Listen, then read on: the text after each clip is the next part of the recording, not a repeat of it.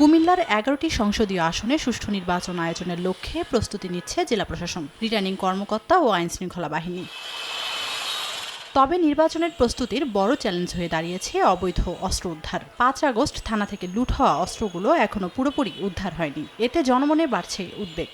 এসব অস্ত্র নির্বাচনী সহিংসতায় ব্যবহৃত হলে পুরো নির্বাচন প্রশ্নবিদ্ধ হয়ে পড়বে বলে মনে করেন সুশীল সমাজ রাজনীতিবিদরা। সন্ত্রাসীদের হাতে যদি অস্ত্র থেকে যায় এবং সেটা যদি উদ্ধার যথার্থভাবে না হয়, তো তাইলে তো নির্বাচনের যে আশঙ্কা, ওই আশঙ্কা মুক্ত নির্বাচন বা উৎসবমুখর নির্বাচন তো এটা সম্ভব নয়। সুষ্ঠু ও গ্রহণযোগ্য নির্বাচন করতে অস্ত্র উদ্ধারে জিরো টলারেন্সে আইনশৃঙ্খলা বাহিনী বলে জানান র্যাবের কর্মকর্তা।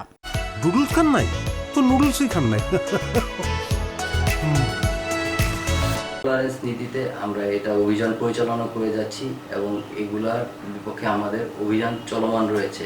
কোনো দুষ্কৃতিকারী যেন আইনের আওতা থেকে বাইরে না যেতে পারে সেই কল্পে আমাদের টহল কার্যক্রম এবং আভিযানিক কার্যক্রম বহুলাংশে বৃদ্ধি করা হয়েছে এবং এই অভিযান চলমান থাকবে নির্বাচনের আগ পর্যন্ত। ৫ আগস্ট কুমিল্লার ৪টি থানা থেকে ৫ শতাধিক অস্ত্র লুটের ঘটনা ঘটে, যার মধ্যে ৯০% উদ্ধার হয়েছে।